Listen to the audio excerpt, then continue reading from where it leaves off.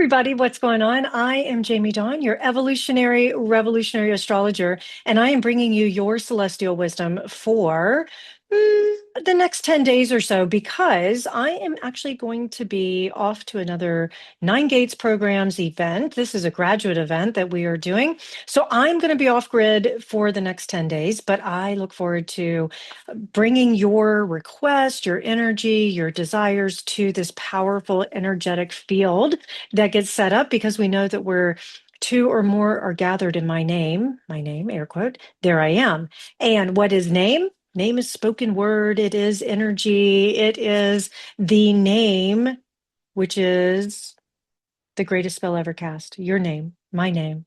Yeah, it's all about manifestation, which is exactly where we're at when it comes to Mars now in Taurus and Venus is in Cancer. I'm going to talk about that because they make this aspect called a sextile with each other, and that's going to bring in some really cool energy. And we also currently have Mercury transiting through Gemini, and then the Sun will move into Gemini this coming weekend. So we've got some big movements. But before I talk about the energetics of it, I just want to continue to talk about Nine Gates and the program and how I really would love for you, if you want to email me, message me, however, to bring your intentions because, like I say, this is a very fertile, energetic field of manifestation.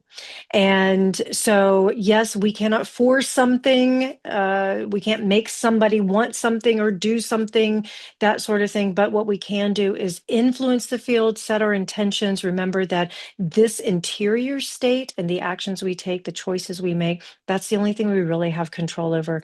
So it's really important to do our internal work so that we can meet whatever shows up in that moment in a way that is conscious, that's aware and awake. And that is one of the guiding principles to the Nine Gates programs. So offer all that to also say, pay attention because we now have Mars transited out of its home sign of Aries and is in the sign of very methodical, patient. Uh, I, Slow moving has a bad connotation for some people, especially because you want quick action, quick manifestations, right? However, the slow movement allows us to pause long enough or take our time to pay attention to the things that we might miss if we're moving too fast. So, this can be a really productive time right now when we've got Mars, our planet of drive and motivation and energy and aggression, in this influential sign. It's taking on the clothing of Taurus. So we're looking at focus with consistency instead of the intensity that we may have felt with Mars in Aries. So instead of chasing 100 things at once, we may focus on what's really worth my time and energy. What am I willing to cultivate with time, with patience? Do I have a plan together? And I mentioned Venus in Cancer.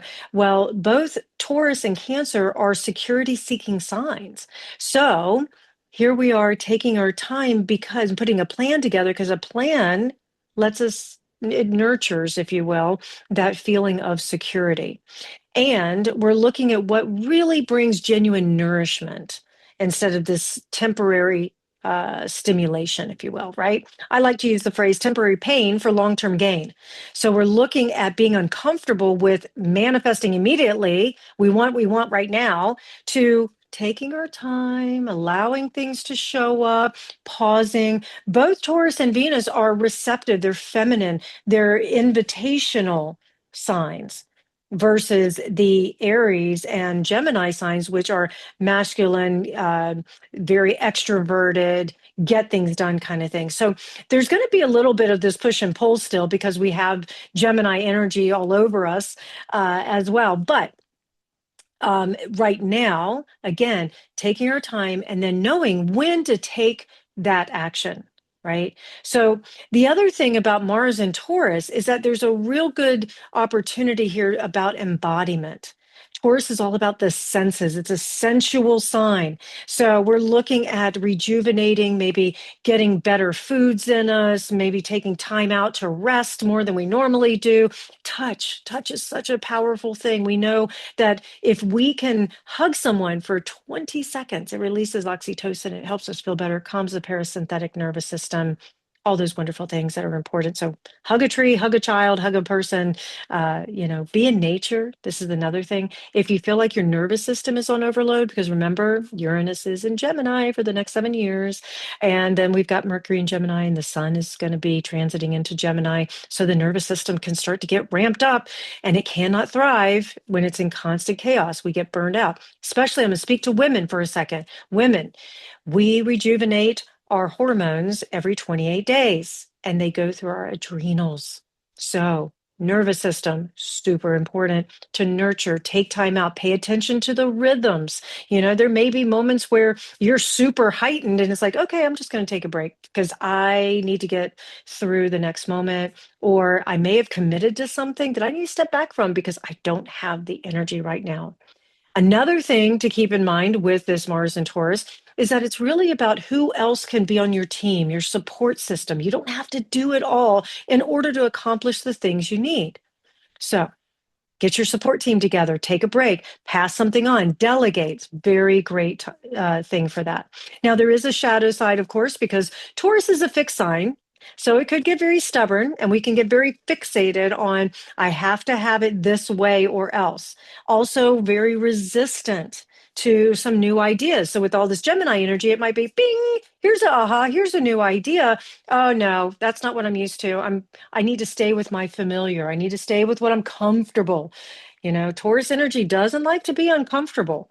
So it's going to be a challenge. But here's the thing, and my belief system is that we human beings are so afraid of discomfort.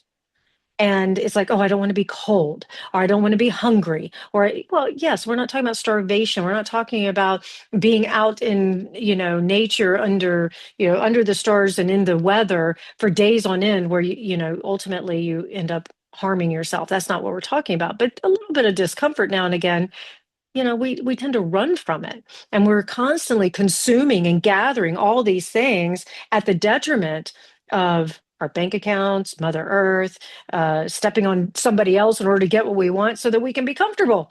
So that's the shadow side that we're going to need to play with. But we can bring in great, great healing around that too, because if we're able to recognize, hey, maybe I have been consuming too much and it's time for me to give back. And then how can I give back in a way that ignites my senses and allows me to heal any sort of burnout or any sort of ways in which I have taken more than I've given, any ways that I have moved too fast and I haven't appreciated maybe the little things, right? So those are some things we'll look at. Also, I would say there's going to be a little bit of reevaluation around like self-worth and what we value. This is a great time to do a check-in with, do I really align my actions and where I spend my resources based on what I value most? If I really value that sense of security, why am I blowing my money every time I get it, kind of thing? Or if I really value my family time, why am I working like a dog at all hours of the night and missing out on games or connection time or dinners or conversation? Yeah.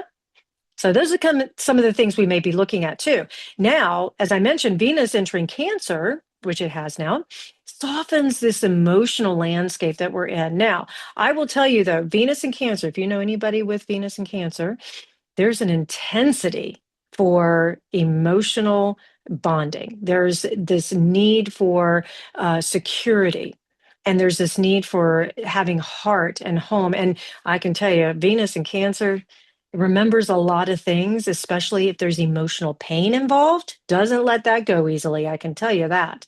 So this is a time where some of that could get stirred up. However, we're also working with trusting ourselves, coming back. Can I trust my heart? Can I trust my desires? So this is a beautiful complement to that Mars in Taurus. If it lines up with my values, if it truly does, remember, intuition lives in the body, right? So if my body is opening and it's soft and it's alive and it says, yeah, this is it, then it's aligned with my heart. Can I rest here? Right? Venus in Cancer is deeply emotional and intuitive, trusting that intuition, tuning in to the emotional undercurrents, what's not being said. How does it feel? Right? Again, going back to the senses, how does it feel? So, Cancer often teaches that love is found in the little things. Another compliment to Mars and Taurus, slowing things down enough to be able to appreciate those little things, creating a little comfort, listening deeply, maybe cooking for somebody. Cancer loves food. Food brings comfort. Taurus loves food. Oh, you get these two together. As I mentioned, you've got this sextile going on at the beginning here, is that there's going to be this emotionally nourishing, and I can see a lot of people going, hey, let's do a food class together, or hey, I want to cook dinner for us here at home, just have a quiet night, sit back, watch a movie, grab our blankets, pillows, cuddle on the couch, whatever, it's a great time for things like that. This is a time where we get to slow down again and connect with what really matters to us. Yeah. So this is the kind of energy that says, I'm going to show you through my actions. So a lot of us, especially with all this Gemini energy, right? And we talk a lot, and the air sign energy, we talk a lot. We have ideas. There's a lot of thoughts and things that go into it.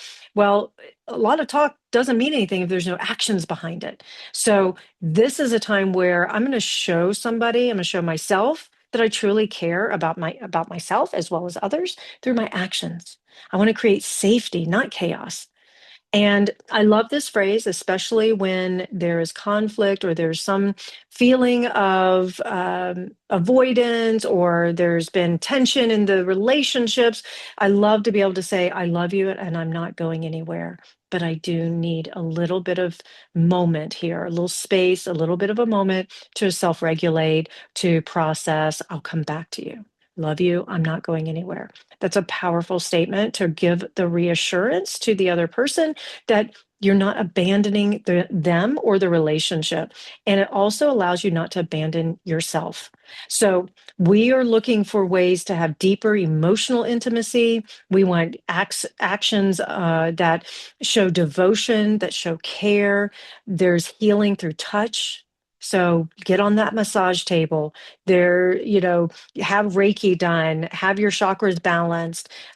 This is a time where home and family become huge. Many of you will notice that your home life starts to get a little restructuring that happens, or a little bit more cleaning out so that there's stability there.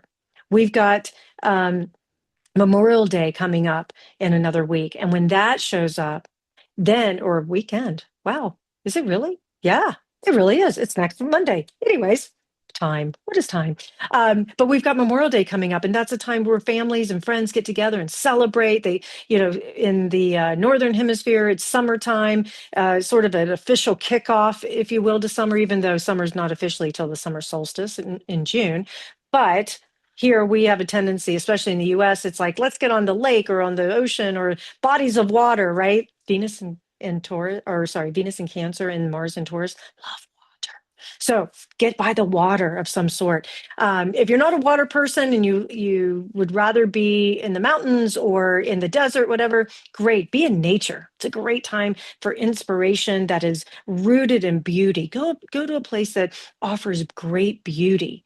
And what you may find is that beauty opens the heart, as Rumi says, and your heart is wide open, and you can connect with your beloveds. You can connect with somebody new if you're looking to date, and you can find the life purpose, that work that it really aligns with what you love, where your heart feels most available. And I would say too that this is a time being emotionally available is crucial. What does that mean? Doesn't mean being gullible. That's not what I'm saying. Emotionally available is when there is something shared on a deep level that we listen and we stay open to it. Maybe we just do the little things of holding someone's hand, you know? We want to create a peaceful home environment. Peace. Yeah. We want to feel wanted without needing to perform.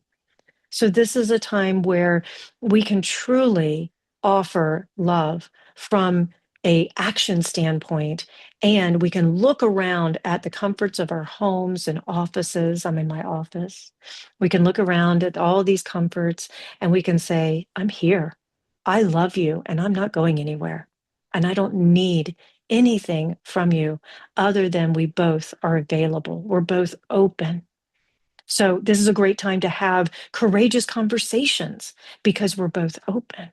Share with me, what is it that has troubled your heart for so long? Share with me what it is that inspires you and how I can support you. So we're going to be working with love that is not just a passion. There's a responsibility to it. There's a stewardship. There's reliability. So if you have felt like things have been a little bit off and a little bit, uncertain, this is the time where some security can come back in. It can heal a lot of doubts that you might have had. Again, it may come through the little things, not big, grand overtures. Okay. So don't get disappointed if you just get one word or you just get someone showing up and being present, because I can tell you, being present is one of the most powerful presents that you can give somebody. All right, you guys, I hope this helps. Please like, subscribe, share, comment. Come find me, jamiedon.com, one to listen. And Reno, Nevada. Here I am. I got an office. Come find me.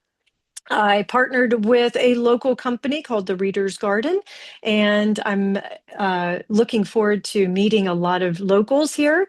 And Reader's Garden is a great place where you can find me as well to come to my office and have an in-person session. That's the only availability I have in person is here in Reno. But I look forward to connecting with you. Please just take care of yourselves, take care of each other. Remember, let's lean in and lift each other up. I'll be back in my office June 1st, and I look forward to connecting with you then. Have a wonderful couple of weeks, you guys. All right, take care.